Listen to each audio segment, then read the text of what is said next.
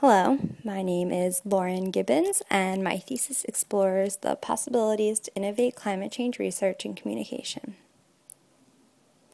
By now, it's common knowledge that as ice caps melt and sea levels rise, the threat of climate change has become a global issue.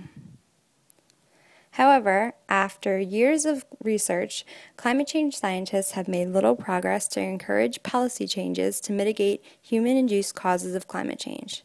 While this stems from a multitude of factors, many climate skeptics have cited dubious, unavailable raw data and arbitrary visualizations, like this hockey stick graph, as the reason for doubt. Critics like Mir Russell claim, in a new world of openness, accountability, and citizen involvement in public interest science, there need to be new ways of making results and data available. It's easy for skeptics to denounce climate change without the glaring risks on their doorstep. However, there are numerous populations whose livelihoods are directly at risk from the different effects of climate change. These vulnerable populations may include areas where floods destroy crops and poison fisheries, drought starves livestock and suffocates vegetation, and temperature increases stimulate threatening vector-borne diseases. For them, it's imperative that they understand and adapt to the most advanced climate change findings available. Therefore, my thesis aims to introduce innovations in design and technology to advance climate change research and communication to be more understandable by these vulnerable populations. To see where opportunities to innovate lie, over the past semester, I've explored examples of research communication strategies and techniques and tools that may advance current practices. For example, I've dissected the work of scientist Peter Kolocki, who did extensive research on chickpea strains that would be effective to survive droughts.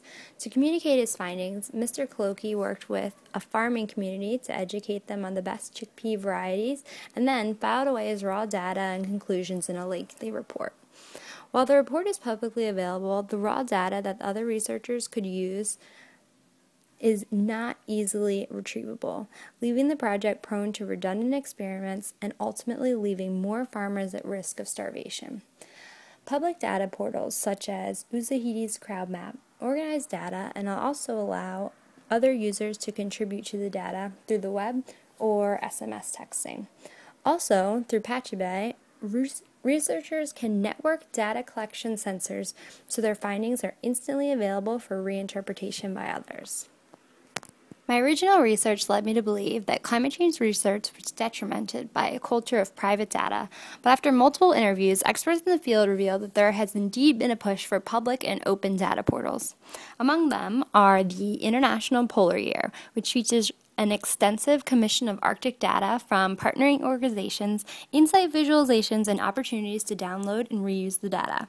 Also, I found that there are multiple initiatives like the Africa Adaptation Program that position climate change data collection as priorities for themselves and the community. However, I found that while climate change scientists recognize the push to make their data more publicly available, the data portals are still behind effective standards. For example, I located a potential data set that was currently secluded in the confines of a closet that would make an exemplary data initiative. The Miambo Network dataset surveyed the Miambo woodlands, an area in southern and central Africa where human activities are consistently affecting the ecosystem.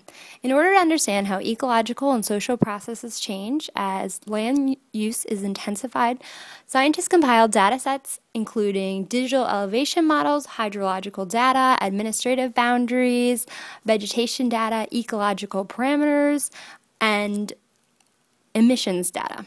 By the conclusion of the project, the extensive data sets were stored on CDs and distributed to pertinent scientists and organizations involved in the project, but the data remained inaccessible from reinterpretation from other scientists or information designers. In hopes to make this data more publicly available, I looked closer to find that the data was unreadable without the use of complex software available, and it was mostly understood only by the climate change community. This is also the case with the data that is downloadable by the main climate portals, including the International Polar Year. How can information designers of or non-scientific individuals access that data that isn't formatted in industry standards such as JSON, XML, or even just CSV formats, as available in other industry data portals such as the World Bank, data.gov, or the New York City Data Portal. I keep stressing the need for climate scientists to make their data available for reinterpretation, as it comes down to the consistent problem. Scientists are often ineffective in communicating and designing visualizations to encompass their findings.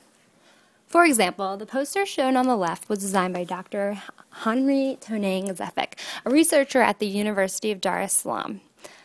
Dr. Zefik spent 12 months carefully analyzing how climate change impacts the distribution of malaria vectors to develop sustainable malaria control policies that would be adapted to different settings in a warmer future Africa. His findings were portrayed in a poster to attract delegates in attendance at the Conference of Parties in Copenhagen in 2008. Dr. Zefik's research pinpointed 13 countries in Africa that were at increasing risks of malaria, but his communication efforts went largely ignored by the heads of states in attendance at the COP15 due to ineffective design. For instance, Dr. Zefik's poster was designed with only a scientist's eye in mind, including unnecessary calculations that were used to generate the results, heavy scientific terms, and small graphics with legends that weren't even readable. Instead of relating strictly scientific findings, a policymaker needs to see what matters to them.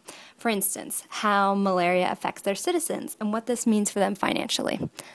I revisualized Dr. Zefik's poster into a more succinct poster with the policymakers' needs in mind, specifically calling out to the 13 countries at risk from malaria increases.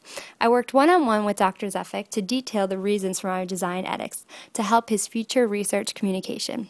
But how can my thesis teach a broader audience the importance of communication design? While the threat of climate change is obvious and the examples of ineffective climate change communication are countless, I still need to pinpoint the thesis project that will encompass my proposal. During my final semester, I hope to work with the most innovative techniques in design and technology to improve climate change, data collection, data portals, or data visualization. Thank you.